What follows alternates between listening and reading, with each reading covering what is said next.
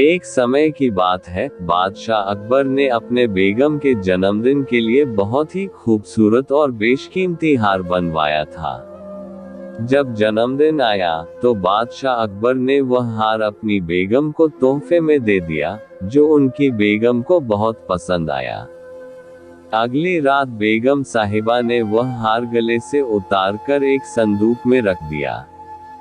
जब इस बात को कई दिन गुजर गए, तो एक दिन बेगम साहिबा ने हार पहनने के लिए संदूक खोला, लेकिन हार कहीं नहीं मिला। इससे वह बहुत उदास हो गई और इस बारे में बादशाह अकबर को बताया। इस बारे में पता चलते ही बादशाह अकबर ने अपने सैनिकों को हार ढूंढने का आदेश दिया, लेकिन हार कहीं नहीं मिला।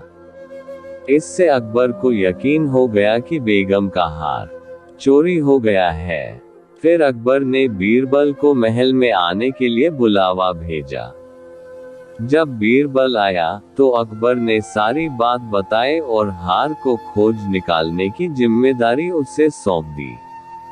बीरबल ने समय व्यर्थ किए बिना ही राजमहल में काम करने वाले सभी लोगों को दरबार में आने के लिए संदेश भिजवाया। थोड़े ही देर में दरबार लग गया।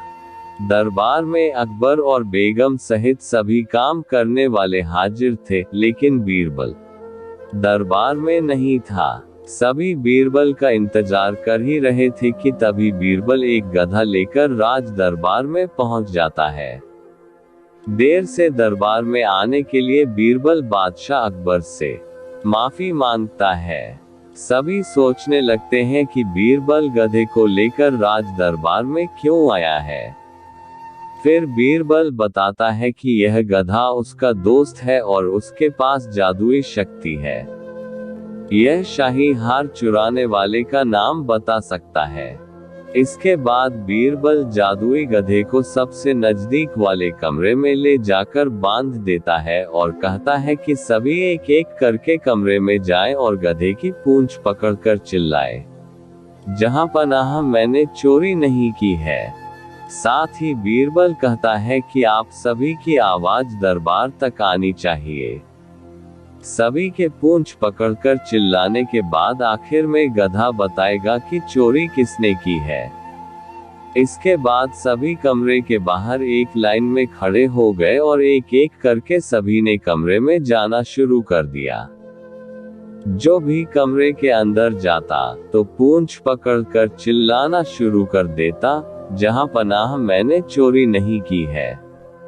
जब सभी का नंबर आ जाता है, तो अंत में बीरबल कमरे में जाता है और कुछ देर बाद कमरे से बाहर आ जाता है। फिर बीरबल सभी काम करने वालों के पास जाकर उन्हें दोनों हाथ सामने करने को बोलता है और एक एक करके सभी के हाथ सूंघने लगता है। बीरबल की इस हरकत को देखकर सभी हैरान हो जाते हैं।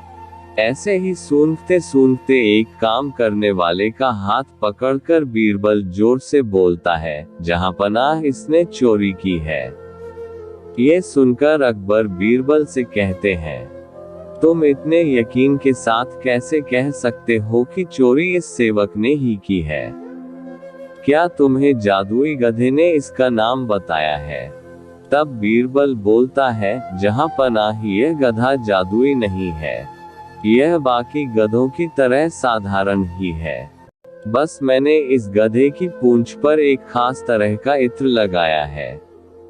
सभी सेवकों ने गधे की पूंछ को पकड़ा, बस इस चोर को छोड़कर। इसलिए इसके हाथ से इत्र की खुशबू नहीं आ रही है। फिर चोर को पकड़ लिया गया और उससे चोरी के सभी सामान के साथ ही बेगम का हार भी बरामद कर लिया गया। बीरबल की इस अक्लमंदी की सभी ने सराहना की और बेगम ने खुश होकर बादशाह अकबर से उसे उपहार भी दिलवाया।